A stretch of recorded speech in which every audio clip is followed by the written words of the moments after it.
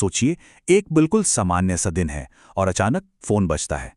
Phone के दूसरी तरफ से एक ऐसी आवाज आती है जिसमें किसी की भी दुनिया को हमेशा के लिए बदल देने की ताकत होती है। ये कोई मामूली कॉल नहीं होती। ये एक स्कैमर की वो ठंडी, नपी-तुली आवाज है जो एक असली डिजिटल अरेस्ट की साजिश का हिस्सा है। और बस यहीं से डर और धोखे का वो खेल शुरू हो जाता है, जहां दांव पर किसी की इज्जत और मेहनत की कमाई लगी होती है। और देखिए, ये कहानी किसी की भी हो सकती है। सुनील, प्रिया, कोई छोटा व्यापारी, कोई रिटायर्ड टीचर। भरोसा जीतने के लिए क्या किया जाता है? वीडियो कॉल पर एक नकली पुलिस आईडी कार्ड दिखाया जाता है और फिर शुरू हो जाता है धमकियों का एक अंतहीन सिलसिला। और फिर चंद मिनटों के अंदर ही फोन पर एक मैसेज आता है।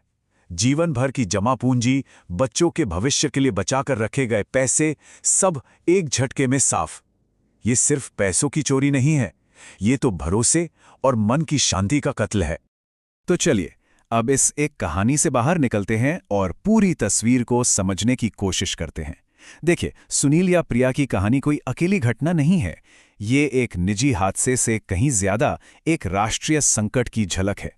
एक ऐसा संकट जो हर गुजरते दिन के साथ और भी गहरा होता जा रहा है। और अगर आंकड़ों पे नजर डालें तो वो खुद अपनी कहानी बताते हैं। सोचिए, सिर्फ पिछले एक साल में रिपोर्ट किए गए साइबर क्राइम के मामलों में 31% से भी ज्यादा का उछाल आया है। मतलब 86,000 से भी ज्यादा दर्ज मामले। ये बहुत बड़ा नंबर है। जरा इस ग्राफ को देखिए। ये कोई धीरे धीरे बढ़ने वाला आंकड़ा नहीं है। नहीं, ये तो एक सीधी तेज चढ़ाई है। ये साफ साफ दिखाता है कि खतरा कितनी तेजी से बढ़ रहा है और हमारी जो डिजिटल दुनिया है वो साल दर साल कितनी ज्यादा असुरक्षित होती जा रही है। तो सवाल ये है कि ये अपराधी कौन से हथियार इस्तेमाल कर रहे हैं? वैसे तो कई हैं, लेकिन सबसे आम है ये 3। पहला, OTP, KYC जैसे फाइनेंशियल फ्रॉड, जो लोगों के भरोसे को निशाना बनाते हैं। दूसरा, डिजिटल अरेस्ट, जो मन में खौफ पैदा कर देता है। और तीसरा, पार्ट टाइम जॉब स्कैम, जो एक बेहतर भविष्य की उम्मीद लगाए बैठे लोगों को अपना शिकार बनाता है।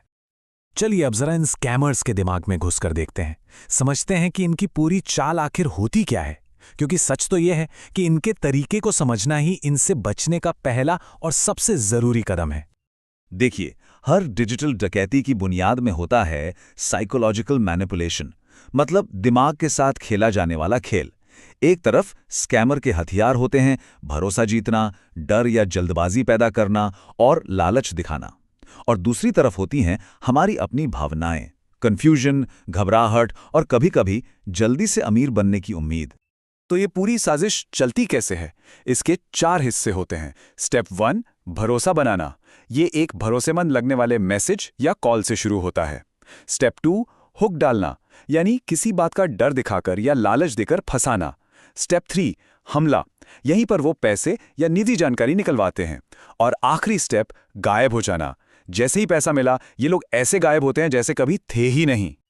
लेकिन सबसे जरूरी बात यह है कि हमें डरना नहीं है, हमें तैयार रहना है, क्योंकि जानकारी ही इस लड़ाई में हमारा सबसे बड़ा हथियार है। तो चलिए अब डर को पीछे छोड़ते हैं और अपनी डिजिटल ढाल तैयार करते हैं। ये हैं वो 5 नियम जो हम सबको सुरक्षित रखने में मदद कर सकते हैं।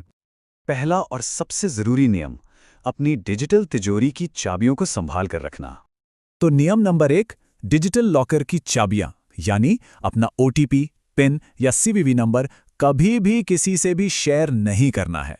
और एक बात गांठ बांध लेनी चाहिए, OTP हमेशा पैसे भेजने के लिए होता है, पैसे लेने के लिए नहीं। कोई भी बैंक या कोई भी कंपनी कभी भी फोन करके सब नहीं पूछती। अब आते हैं नियम नंबर 2 पर।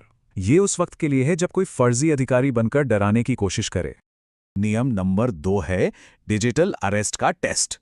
अगर कोई फोन पर खुद को पुलिस या कोई सरकारी अफसर बताकर धमकाए तो सबसे पहला काम क्या करना है?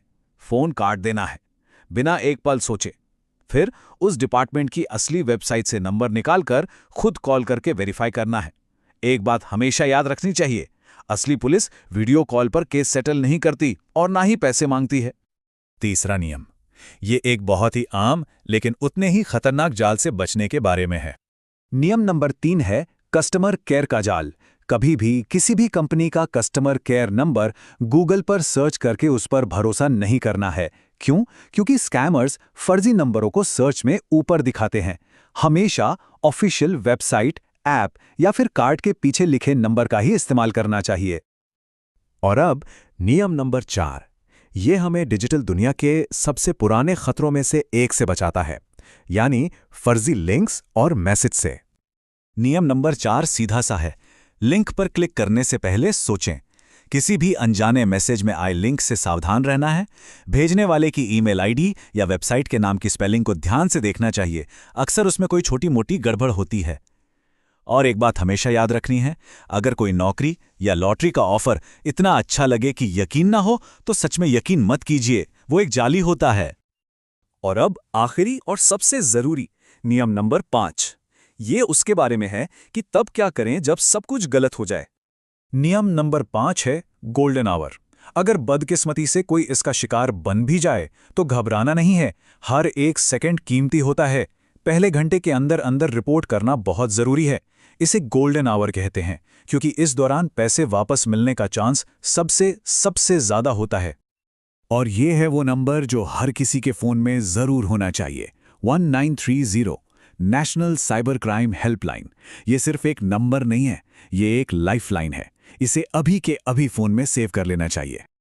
तो आखिर में बस एक सवाल, क्या हमारी डिजिटल ज़िंदगी वाकई महफूज है?